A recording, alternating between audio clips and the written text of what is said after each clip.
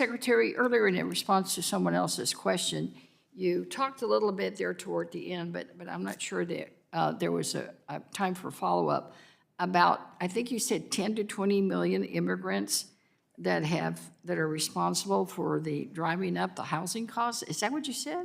I'm referring to a Wharton report, yes. Do you know what they based it on, what data, what information they looked at?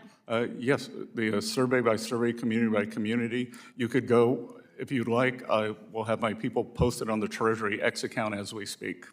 Well, thanks for the cooperation, because I'm just completely baffled. The average new home sale is about $500,000, and you're saying that it's driving up the housing crisis when DHS is over there trying to pick up and deport people because, quote unquote, they're a drain on society, they're dependent on public benefits. So if you're on public benefits, how do you afford a $500,000 house? Well, let me clarify your confusion, because I'm not confused, sir. Don't be demeaning to me, all right? Because I'm going to object and ask the chairman to make you answer questions. Anyway, I'm trying to explain to you that it is rental income and rental properties. Do you really think that people have you been to the rental places of immigrants?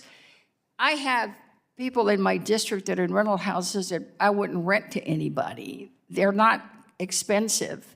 They're probably $500 or $600 a month.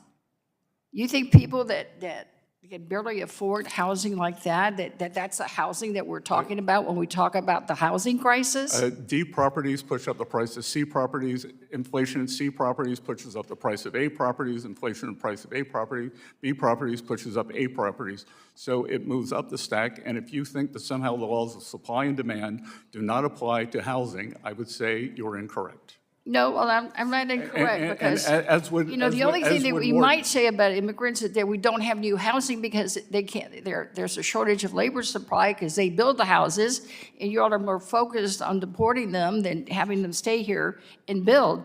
Mr. Chairman, I'd like to introduce three items to the record. Construction workforce shortages are leading cause of project delays as immigrant enforcement affects nearly 1/3 of firms. Second, how the ICE crackdown has impacted Minnesota's economy. And third, the price of cruelty, how Trump's mass deportation agenda endangers all. Without objection, they'll be put in the record. Thank you. Do you have any idea how much we're spending on ICE every single day for enforcement? Again, the representative, this is the Financial Stability Oversight Commission. But you're the treasurer. You're the treasurer. You're supposed to follow the money. In response to questions on this side, you're always talking about, well, we follow the money. Well, have you followed the money? How much are they spending every single day in Minnesota and other states where they occupy cities, terrorize communities, and try to break up our country?